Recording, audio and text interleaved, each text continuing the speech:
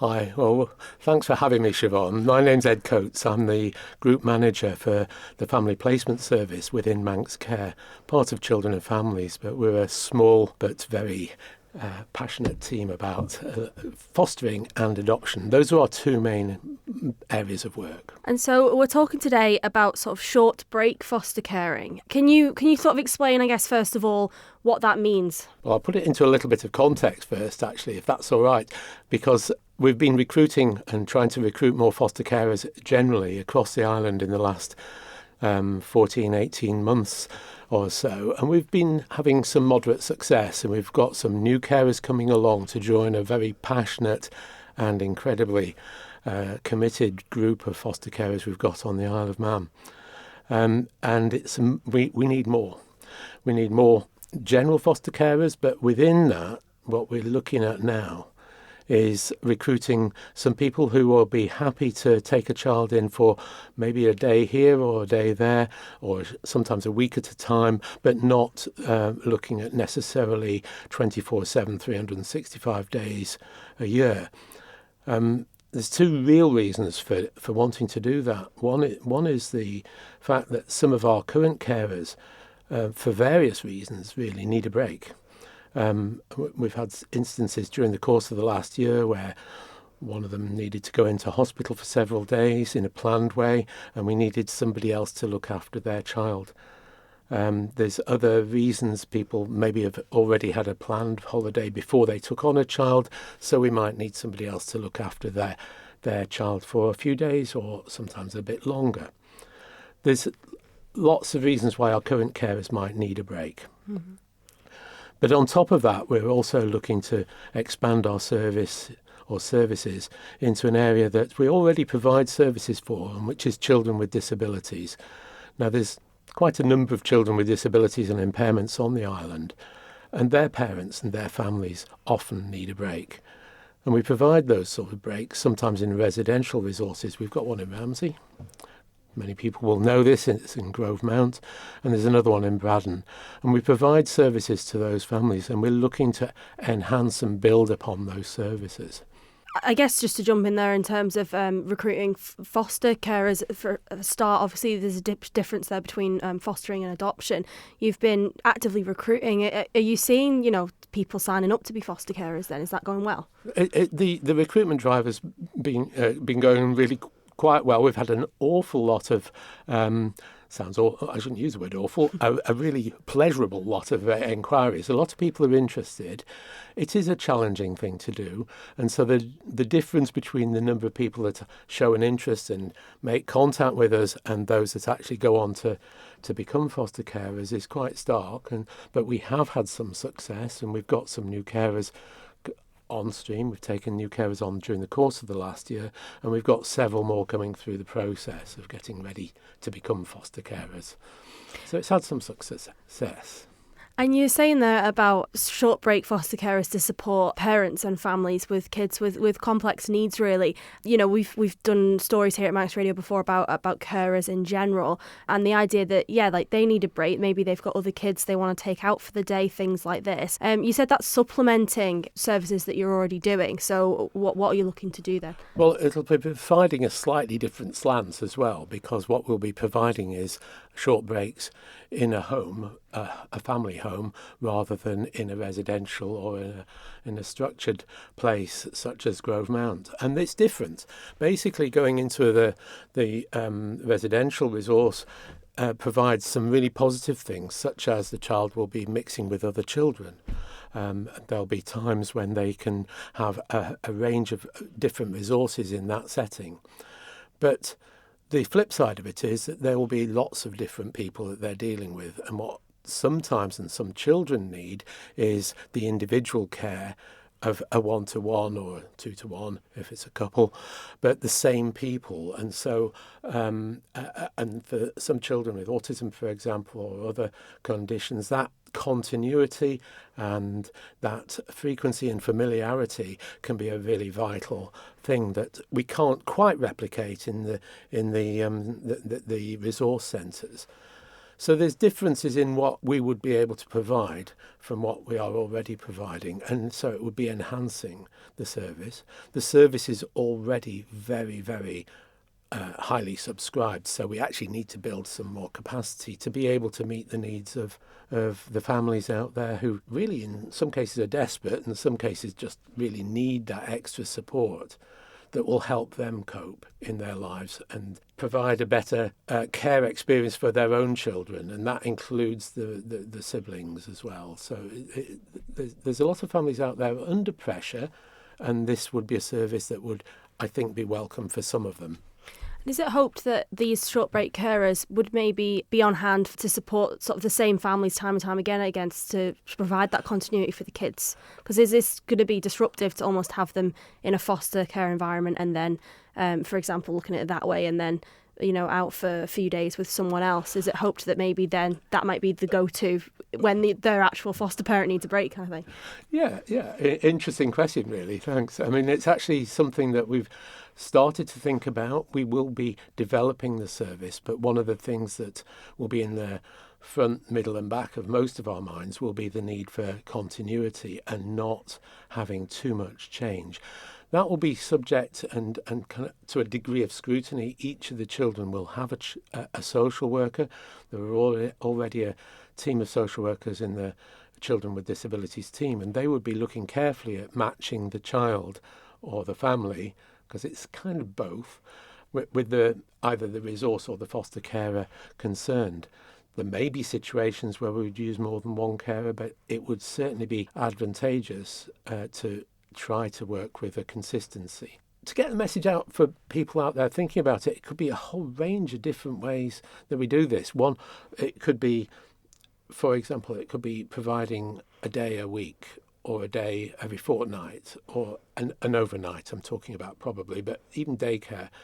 So it could be done on a regular basis. It might be one-offs just to deal with a particular situation. It may be less frequent than that, or even just very occasional. So it would depend on the needs of the family and the child concerned. But and also what the carers are able to offer. So it could be a mix of those things. There's a whole range of reasons why families kind of want or need some of that break. And actually, I had some fun, just a really nice conversation with some of the colleagues in the Children with Disabilities team yesterday, and I was saying, why do we need this? What do the families and what do the children need the Ramsey Resource Centre for, and so on? Really, just to get a bit of background for today. And they came up with a list of things like they just need time for each other sometimes, because looking after this child can be very time demanding and energy sapping sometimes. So they need time for each other, and time's a big issue.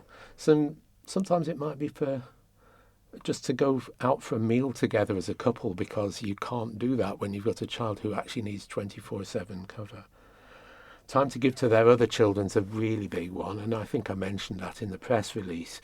And that can be just on an informal basis. It could be on a regular basis because that child needs to be taken to the, dance, ballet class, football, whatever it is. Or it could be something really important like taking them around universities to get them to, give them that time and energy and thought and focus, really. So there's a whole range of reasons why families might need this. For both parents to share something with the child together with another child in the family. So this was something one of my colleagues explained, that the other child had never had their mum and dad in a room together without interruption. Mm. And just something as simple as that kind of brought it home to me that one day a week would just give them that opportunity, which would be really, really valuable. And so all of these things help those families to cope and to come back with renewed energy. if anyone's listening and they're interested in maybe getting involved or getting some more information, where are they best to go? Who are they best to contact? And also, I suppose, if they were going to dive into this, I'm sure they'll get, information as they contact you. But will they be getting sort of specialised training? Will they, what's the process really? Well, the first process is get in touch. And I think I haven't brought the contact details. I'll put that in the story on the website. Thank you. But the phone number is 61 and 4 zeros. 61 and 4 zeros. There is on the government website. There's ways of contacting us, and the starting point really would be to have a conversation with one of the team, and then. That's usually over the phone, but it can be done in the office. But then we actually do set up regular information sessions. They're usually about 2 hours long. I've even written down the dates and times of the next ones. And people can come along to those, and we can share a lot more detail on both the process, the pros and cons, to help people themselves decide, is it for them? It has to be right for you. The perspective of foster carers, and so we take you then through a much longer process after that, if it's right. There's a couple of sessions coming up, and if you are interested, we run one every fortnight, one in the daytime, one in the evening, to try and fit around people's work patterns. And when would be the next couple then? So the next one is Wednesday the 13th of November, and that's in the daytime. It's in Murray House, and it's between 12 and 2. It would really help if you got in touch with us before then, so that we can kind of work on numbers, and if we need a bigger room and things like that, and make sure we have some teas and coffees for you. So the next one's the 13th of November in the day, 12 till 2, and the one a fortnight after that is the 27th of November, and that's between 6 and 8. So if you're getting in touch with us in the relatively near future, we might actually certainly invite you down to one of those, and if you can't make those, we sometimes make other arrangements. Perfect. Is there anything else you think I've missed? Well, after that, in terms of process, if after the information session you are definitely wanting to do it, what is quite a lengthy assessment process to get you assessed and on board as foster carers. That's undertaken by a social worker in our team, and eventually taken to the fostering panel, which is an independent panel that sits and really verifies or gives you the green light to carry on. So it takes about 5 to 6 months, which is a long time, and for a lot of people that feels like maybe a negative thing, and sometimes seen as a barrier to becoming a foster carer. But I would actually turn that on its head and say this is an enriching thing. It's a chance to really think about a whole range of things, how you've been brought up as a child, how you react to your own children. It depends on your age. I mean, fostering's open to anybody from their late 20s to their 70s. So we're really looking at people from the whole age range. And it helps people to really stop and reflect on their own experience and what they are likely to bring to a child that will be in their care. It takes them through challenges, it takes them through scenarios and different ways of looking at it. And so to do it over that period of time really gives the prospective foster carer a real good chance to get inside what it involves. So I think you wouldn't expect to become a teacher without a training course, which would be a lot longer than that. You wouldn't expect to become a social worker without going for a degree. So it is a kind of an assessment, but it's also a training program to help make sure people are comfortable when they come out at the other end. Thank you for making it to the end of the Manx Radio Newscast. You are obviously someone with exquisite taste. May I politely suggest you might want to subscribe to this and a wide range of Manx Radio podcasts at your favourite podcast provider, so our best bits will magically appear on your smartphone. Thank you.